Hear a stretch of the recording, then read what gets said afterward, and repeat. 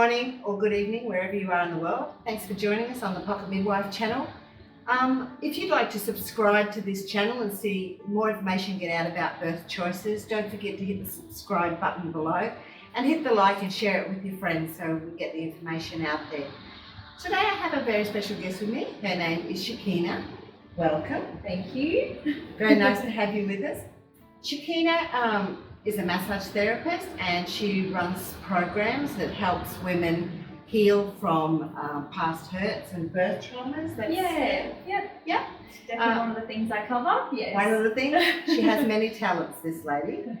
So I thought I would like to get Shakina on, and have a bit of a chat about a few things that I saw on your pages. And one of the things that I really noticed that touched me was the subject of mummy guilt. Oh, mummy guilt. I just found that fascinating because it's so real and it's so prevalent. Yes. But yet we don't really recognise it and talk about it. Yeah. So tell me a little bit about what mummy guilt is and how you became passionate about what you do. Wow, that's a lot of layers there, so I'll do my best. Sure. Mummy guilt. Well, I know we've all experienced guilt, so we know what that feels like. But mummy guilt just goes into, I guess, the idea that there should be a right way or a perfect way to parent or to be a mother, and that we're never getting it right. Right. That's a little unrealistic. And that's so unrealistic. And I know a lot of that, it comes from ourselves and our own self-worth and all of those, we want to be the best parents we can be, which is awesome. That's amazing, Yeah, everybody does. Right? But that sense that, that there is only one right way to do it and that we're always doing it the wrong way, and how that, I guess, affects our parenting and our lives and how we move forward. I feel like I'm yelling now over the top of the rain. Yes, our apologies. Pouring This is the sunny Gold Coast and it is pouring down rain. Never mind, we'll persevere. We will persevere, yes. And just that sense that mothers have, the pressures from society, there is no way for us to get it perfectly right. If we're working mothers, then we're neglecting our children. Yes. If we're stay-at-home mothers, then we're not contributing to society.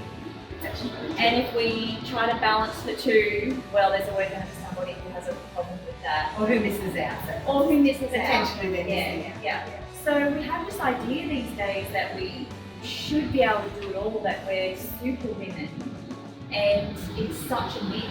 It's such a myth, but we also need to buy into that myth. Yeah. And it doesn't serve us at all. Yeah. We try to do everything. Cooking, cleaning, counselling, parenting, being the perfect partner, being a career woman. Yes, the counsellor, Yeah. the teacher, everything. And we set ourselves up for failure, and that failure brings a whole lot of guilt with it. So how did you come to recognise this mummy guilt? Oh, look, I'm sure I recognised it over the years, because my daughter's 14 now, so I've had plenty of time. Yeah. But really the biggest catalyst for me was getting breast cancer. So it was through that, because there was guilt that went with making sure I did the right treatments to heal from breast cancer, and yet there's no cure. There's no cure. But everyone's an expert, and everyone's got their protocol, and Everybody's got an opinion. and everyone's got an opinion. And it was then that I realised that there was no perfect way, there was no perfect recipe to make sure that I was going to be cured, and I needed to let go of the guilt from my family not doing it the way they wanted me to do it, or the way that surgeons or doctors wanted me to do it. And it was such a big learning That curve. has been a really difficult time to go on. It was huge, because I've been a single parent most of my daughter's life, so doing it on my own day to day, so that's a lot of pressure as well. And I guess also knowing that she was 10, and if I died, what happens to her. So there was that added extra pressure. And I think, when I think back of it, even now we're talking, after my own traumatic birth experience, I deeply went into researching birth and all of the things. I was very naive going into my own birthing experience, which is part of a rite of passage. We go in naive and we come out a lot wiser. We just You hope. But I was studying with Birthing from Within. I don't know if you've heard of them. Yeah, and I really loved their stuff because it went into not just the positive, light, fluffy, but the reality of birth and how to work with that, how to face the fears. And they were the first ones that said to me, there is no perfect recipe for the perfect birth. Absolutely. And the relief I felt from that, because I felt like it was something I'd done wrong. If I'd only followed this, if I'd only done more yoga, if I'd only, all of the if onlys, and to realise that other people prepared exactly the same way as I did and had a completely different birth, different experience. And then other people, you can prepare in different ways and have exactly the same birth. And then you can feel differently about the birth, even if it has been the same. Like such a embodied learning that came from a very traumatic, not as traumatic as some, but for me, traumatic birth experience. Absolutely, and it's individual for every person. So Yes. your experience probably was traumatic for you, regardless of what happened. Yeah. People experience, and I think we, as a society, tend to negate women's feelings about their births and what they've experienced, which is very sad, very detrimental to future experiences. And I can absolutely relate to you, and my story's on my webpage too, because I went through a similar experience. I went in thinking I had all the smarts about birth and actually knew nothing. Had a terrible experience. Yeah.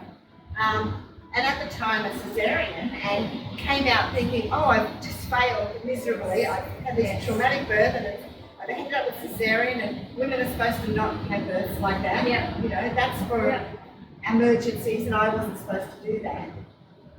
And then yet my second birth was another cesarean, but a whole different story, because I was empowered and I took back that power and I claimed it and I directed and guided my birth the way I wanted it to be, even though it still ended up in a cesarean for that birth, And that's it, it's empowerment, isn't it? Absolutely. And you weren't as naive going into the second one as the first. You'd already been through that rite of passage into motherhood. Absolutely. Yeah. So the experience was part of me. Yeah. And I never had a subsequent birth to heal that way. But the cesarean, that was always my looming fear. And something I do like to touch on, because I had placenta previa. Right. So I was told from that first scan that I couldn't check into the birth suite, which is what I wanted to do, which was 14 years ago as well, and that I would probably have had a cesarean. And I was mortified. I was mortified. I can tell by the look on your face. Right. But I refused to look at anything cesarean. So, I was reading through birthing books and we'd get to the cesarean chapter and I would not look at it. I was like, I'm not going to give it any energy, not realising at the time how much energy that was giving it.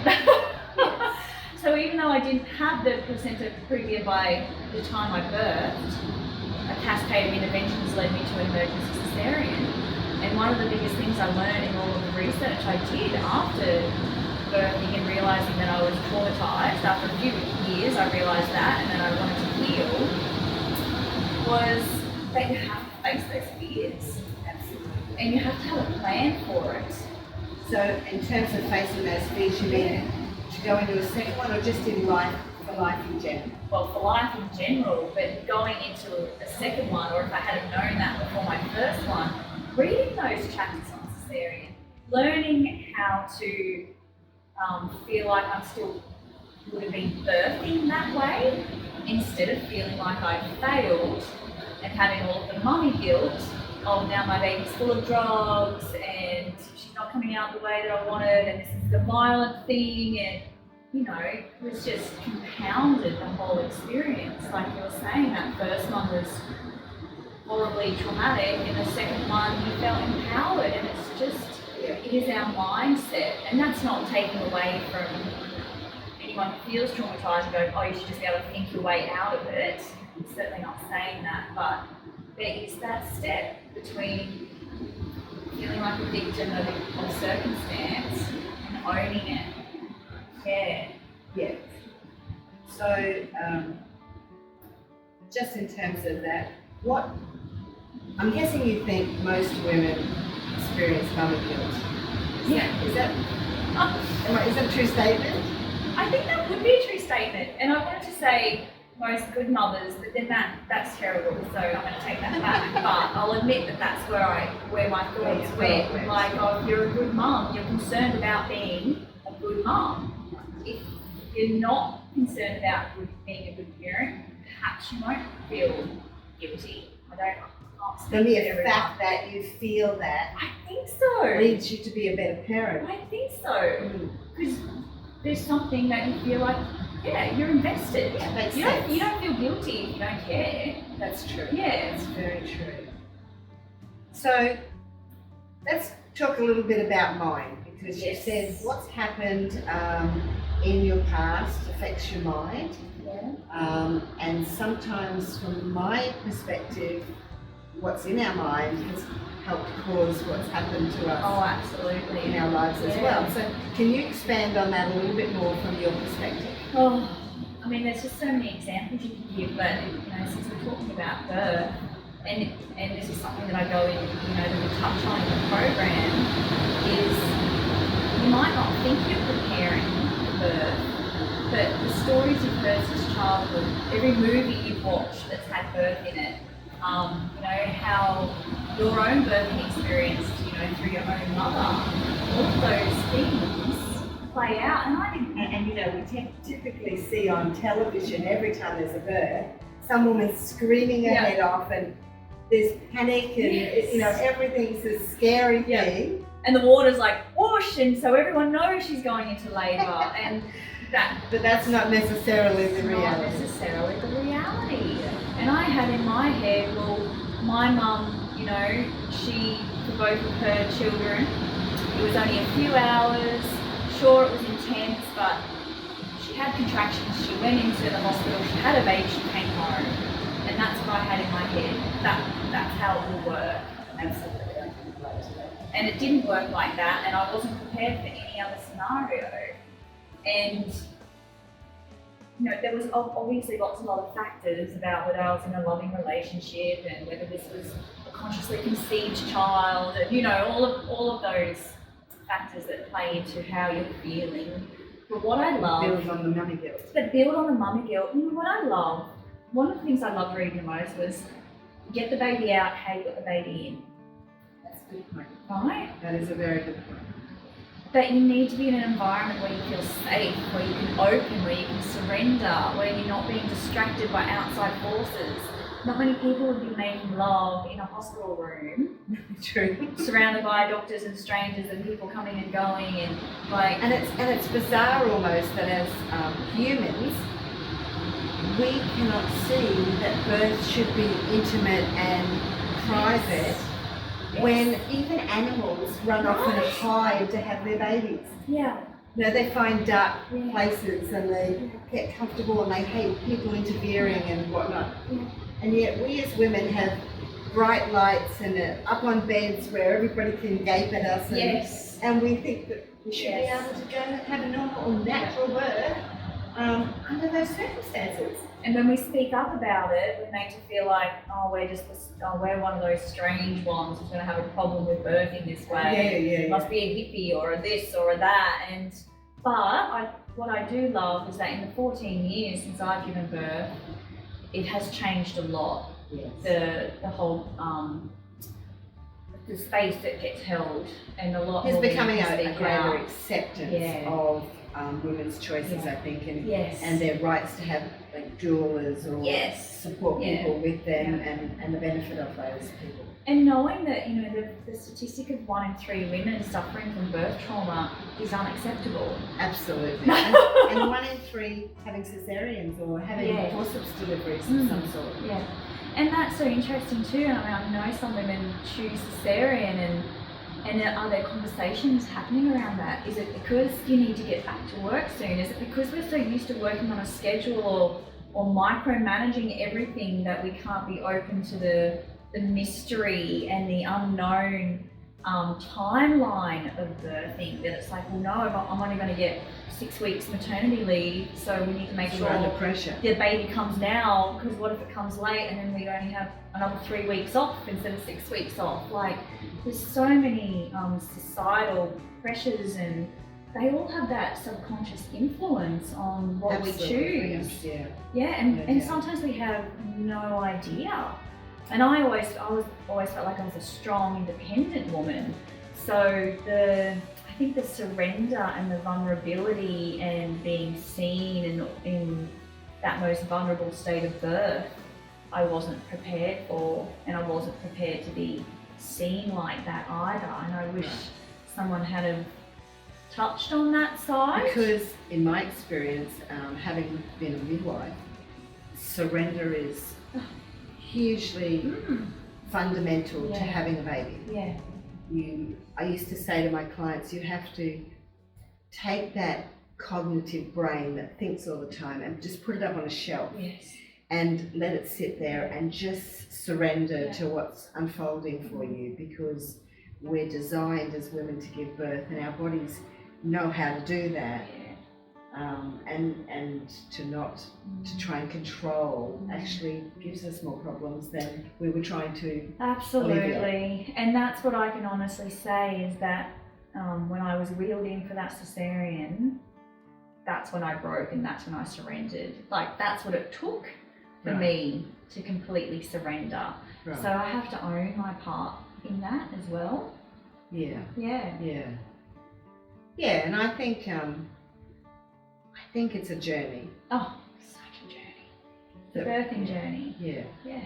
So we don't always get it right the first time around, but having said that, there are things we can do, right? There are absolutely things we can do. So what can women do to prepare themselves for this sort of unknown outcomes maybe, and things that are going to unfold? I think the first thing that I think is so important is understanding that it is a rite of passage experience. It's a transformational experience. If it's your first birth, you are being born as a mother. Right. Yeah. So there's societal shift that's going to happen. There's usually sacrifices that occur. So you might leave your job. There might be some friends who don't have children that you don't see anymore. Some family might come in, some family might go out. There's an identity shift. There's in who you are. In who you are. It's helpful to know that there could be an identity shift in who you are and the way you do things and what you think is important and what you don't think is important. Things that I used to think were so important. I didn't want my child to call me mum. I was like, oh no, they're going to call me by my name, right? And then I had a baby and I'm like, I'm mum. You worked hard for that title. Right? So that's just a small thing.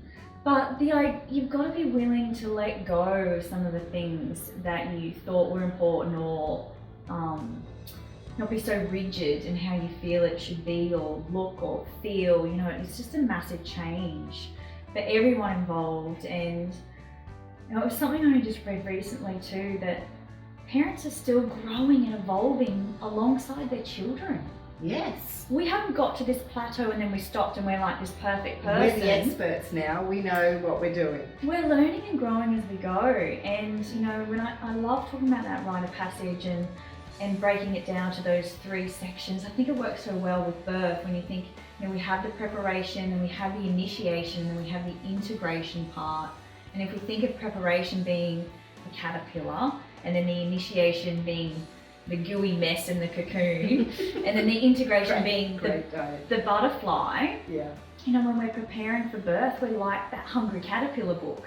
We're just absorb as much information as you can. Yeah. Be willing to look at those places that are fearful. Have a birth plan, of course, if you want to, but understand it's an unknown mystery. Yes. And that you just need to be prepared to do the next best thing in the moment that you possibly can for the circumstances that so your maybe birth has. so am I understanding what you're saying is if you want to have a birth plan about things that are really important to you, but be open to things possibly needing to change, and if they had to change, how might you approach that particular absolutely event? Yeah, because sometimes emergencies do happen, and unfortunately birth professionals don't always have the time to consult with you in a moment of emergency, and that is a shame, but at the same time they're there to save your life and your baby's life.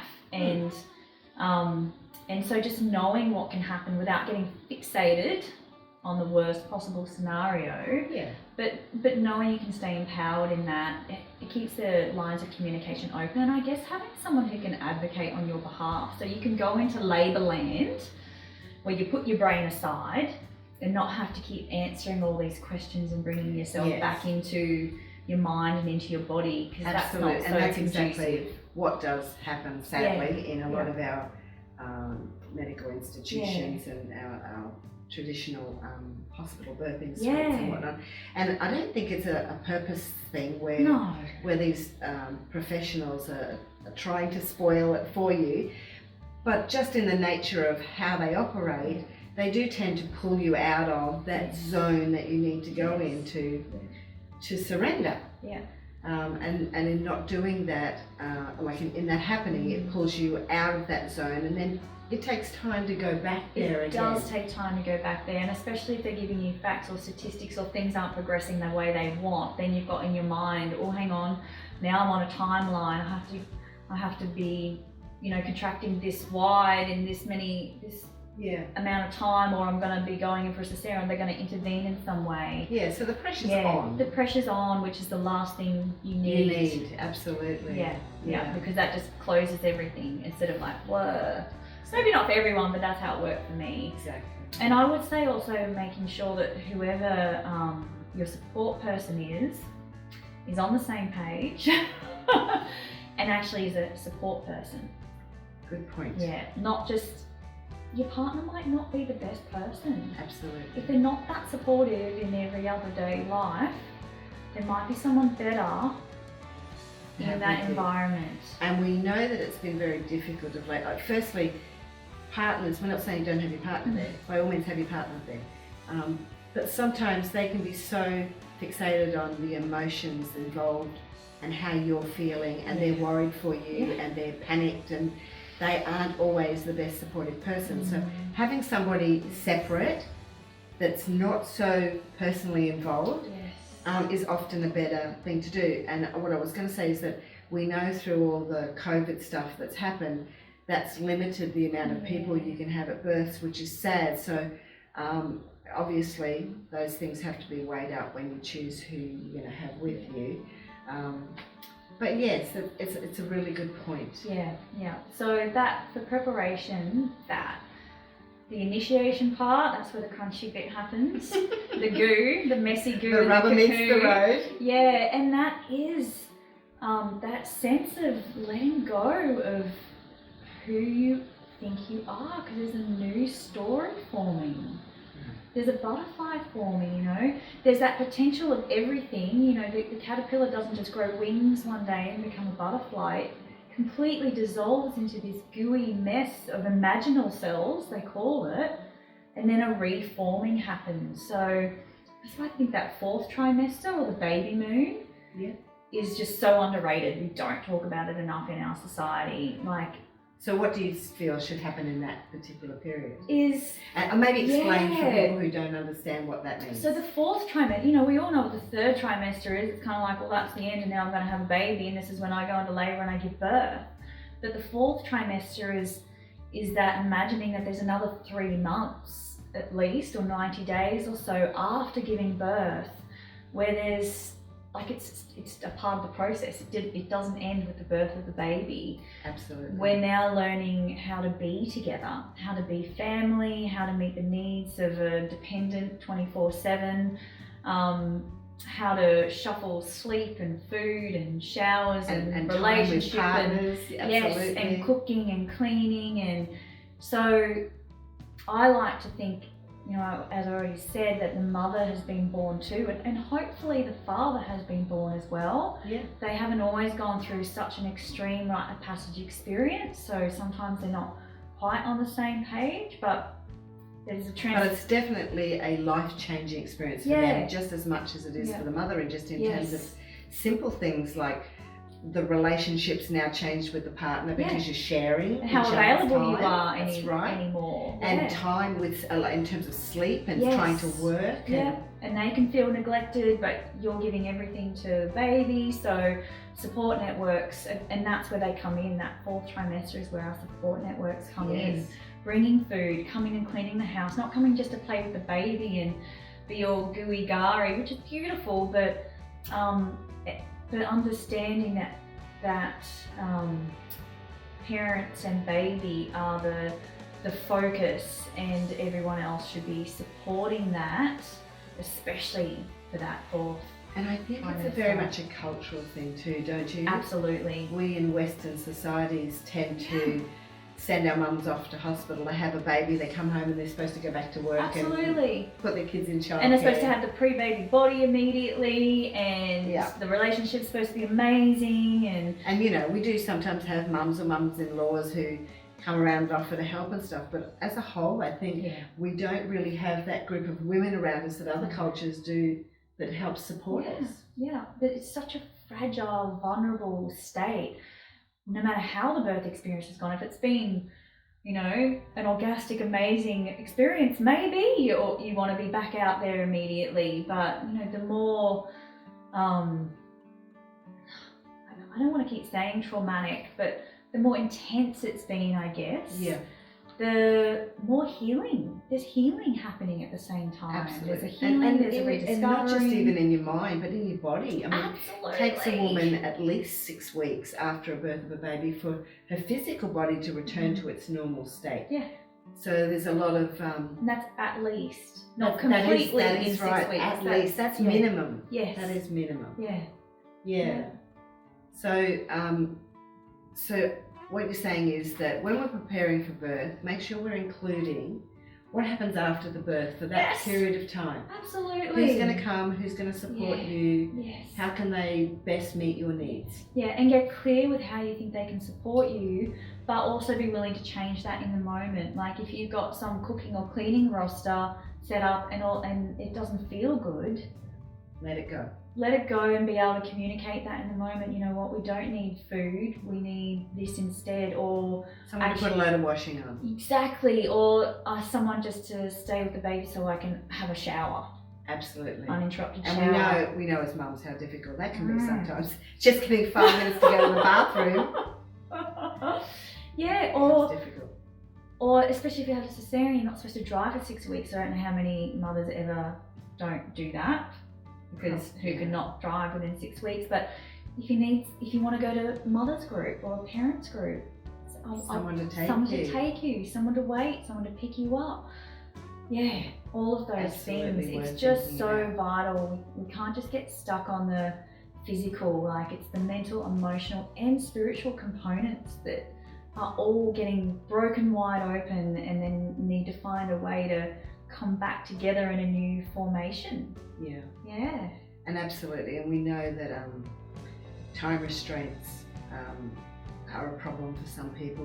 Post having baby, you might have to go back to work, you financially may not be able to continue on and stay at home. But I agree here thoroughly that you need to at least wager yourself in a period of time, even if it's like 2 weeks, where you just spend time getting to know your baby and focusing on you and coming to terms with this new you. Yeah, and if you imagine you're still in that cocoon, or when a butterfly's just starting to break out, you know, it doesn't come out and then fly off. It sort of sits a little bit dazed for a while, doesn't it, on the side of the Gets twig used or to the its new life. gets used to its new life, like dries out its wings and figures out what's next. Yeah. There has to be that time of nothingness or no story and no pressure, no responsibility besides meeting immediate needs, where you let that unfold into what it naturally, organically, beautifully wants to be.